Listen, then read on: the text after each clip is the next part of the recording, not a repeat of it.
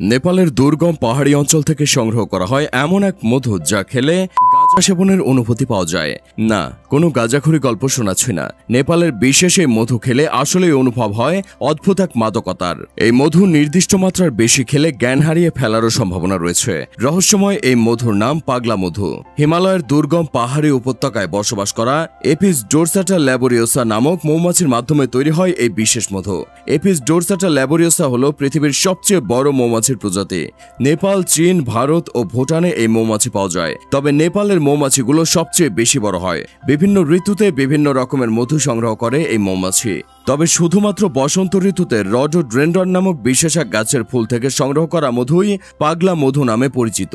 এই মধু কিছুটা লালচে রঙের হয়ে থাকে এবং এতে গ্রায়োনোটক্সিন নামের বিষাক্ত যৌগ মিশ্রিত থাকে। আর এই গ্রায়োনোটক্সিনের ফলেই মানুষের হ্যালুসিনেশন হয়। এমনকি শুধুমাত্র 2 চামচ পাগলা মধু খেলেই হতে পারে গাঁজা সেবনের মতো অনুভূতি। তবে এই মধু সংগ্রহ করা চারটিখানি কথা নয়। জীবনের ঝুঁকি নিয়ে খাড়া পাহাড়ের উপর থেকে এই মধু সংগ্রহ করতে হয়।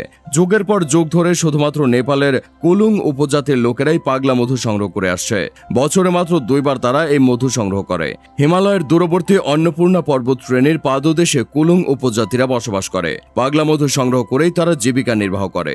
এই মধু সংগ্রহের কাজ তাদের সংস্কৃতির এক অবিচ্ছেদ্য অংশ হয়ে উঠেছে। পাগলা মধু সংগ্রহ করার কাজ কষ্টসাধ্য হওয়ার পাশাপাশি ভীষণ ঝুঁকিপূর্ণ বটে। গোটা গ্রামবাসীরা দল বেঁধে পাগলা মধু সংগ্রহের জন্য হিমালয়ের বড় বড় পাহাড়গুলোতে যায়। যাত্রা শুরুর আগে তারা তাদের দেবী রাংকেমির উদ্দেশ্যে প্রার্থনা করে এবং ছাগল বলি দেয়। কুলুং উপজাতিদের ধারণা মতে তাদের দেবী তাদের সকল ধরনের বিপদ আপদ থেকে রক্ষা করে। প্রায় 4 ঘন্টারও বেশি সময় ধরে খাড়া পাহাড়ে বেয়ে ওঠার পর পাগলা মধুর সন্ধান পাওয়া যায়। আধুনিক যুগে এসেও পাগলা মধু সংগ্রহ করা হয় সম্পূর্ণ প্রাচীন পদ্ধতিতে।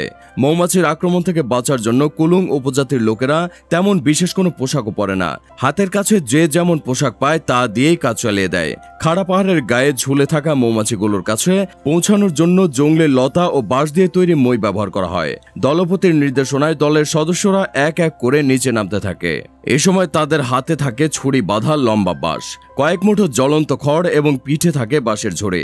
খড়ের ধোঁয়ার কারণে ভয়ঙ্কর মৌমাছিরা মুহূর্তের মধ্যেই উত্তেজিত হয়ে ওঠে এবং মধু সংগ্রহকারীদের ওপর আক্রমণ চালানো শুরু করে। এমন অবস্থায় যেখানে একজন সাধারণ মানুষও 2 মিনিটও টিকতে পারে না, সেখানে কুলুং উপজাতির মানুষেরা পাহাড়ে বিপজ্জনক অবস্থায় ঝুলে ঝুলেই মধু সংগ্রহের কার্যক্রম চালিয়ে যায়। দিন শেষে অসংখ্য যন্ত্রণা ভোগ করার পর তারা যে পরিমাণ মধু সংগ্রহ করতে পারে তা তাদের পরিশ্রম ও ঝুঁকির তুলনায় খুবই নগণ্য। তাই বিশ্ববাজারে এই মধুর দামও আকাশচুম্বী। বর্তমানে চীনে, কোরিয়ান ও জাপানিজ বাজারে চড়া দামে বিক্রি হয় পাগলা মধু। তাছাড়া বিভিন্ন রোগের ঔষধ হিসেবেও পাগলা মধুর ব্যাপক চাহিদা রয়েছে। জীবনের ঝুঁকি নিয়ে পাহাড়ের চূড়া থেকে সংগ্রহ করা এই পাগলা মধুর কদর মণিমুক্তার চেয়ে কোনো অংশে কম নয়।